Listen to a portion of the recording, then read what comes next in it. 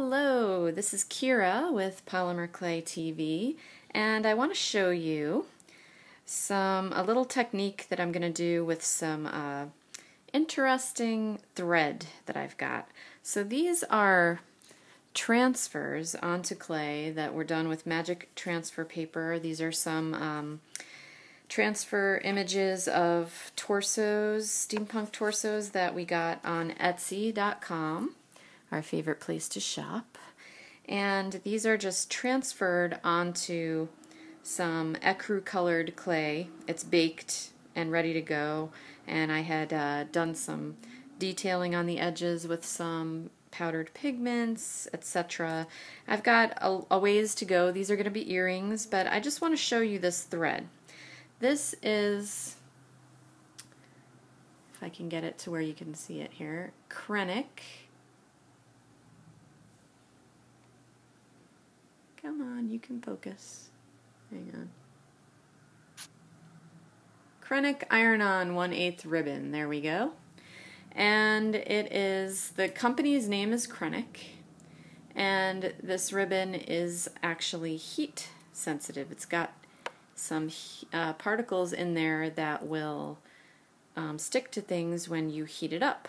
So I am going to wrap the waists of these earrings with this thread, and then I am going to press it using my little crafting iron here that I have set to its highest setting, which is a 4. Okay, so I'm going to tie this around. I think I'm going to do, like, wrap it 3 times is my plan here. So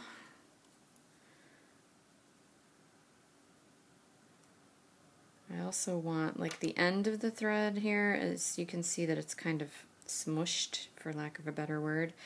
I think that comes from being wrapped around the spool. So I'm going to try next time not to wrap it in such a way that it will damage the thread like that. Okay, so I really like that right there, and I am going to start in the back by just trying to tack it down with some heat.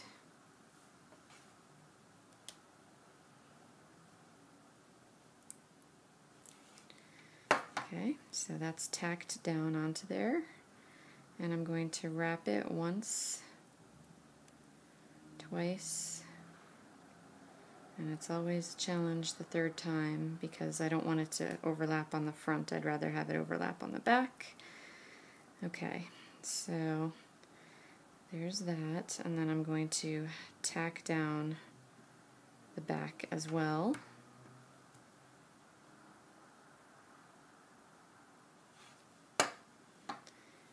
And cut off the excess.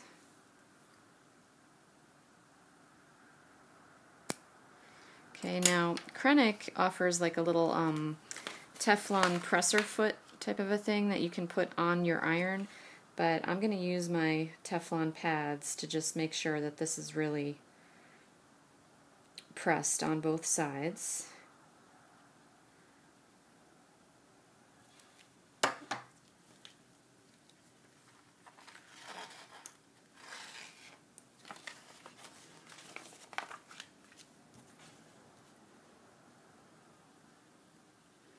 And you can feel there's like something sticky in the thread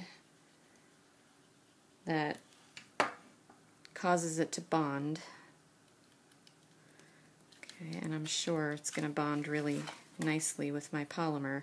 So now I can have this little piece here where the thread is securely attached to the polymer that's already been baked, and I didn't have to use any glue. And it's like perfectly flat and nice. It's great. So I'm just going to do the other one. So again, I'm just going to start by tacking it to the back.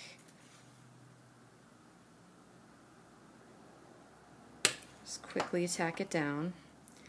and then I'm going to wrap it 3 times for the design that I have in mind here. 1, 2,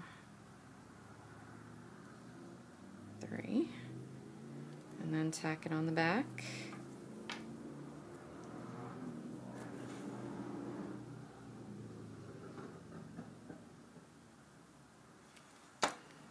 Cut off the extra.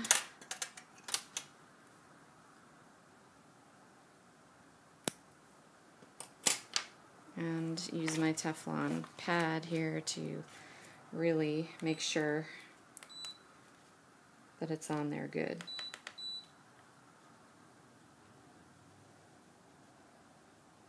This is just a crafting mat that you can get from Ranger, and I have cut mine into several pieces because the one that you get is really, really big, and I don't need something that large.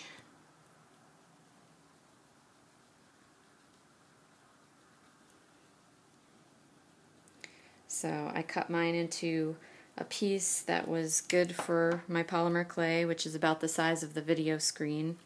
And then I cut it into this smaller piece that's good for, you know, a smaller project. And then I have a really small one that goes through my pasta machine. So here it is. I'm loving this. This is great. For a baked piece of clay to add a little sparkle, these threads come in a gazillion different colors. I mean, I can't even tell you how many colors they come in. So if you're wanting to just add a little something to a polymer clay piece, I would say give these a try. We saw them at the Craft and Hobby show last winter when we went in January, and we just had to have some. So again, I'm going to show you the brand name here. They come on these little spools, and I think I have about 48 colors of them. So, whoops, here we go. Come on. Alright, it's Kreinik Iron-On 1/8 ribbon. I think the 1/8 ribbon works a little better than, they have like a round ribbon also, which I haven't used too many of. The company is in West Virginia. Okay, made in the USA, and it's a great little accent for your polymer clay pieces. So there they are, and I hope you have enjoyed this and have fun experimenting with different ways to add a little bling to your polymer clay pieces.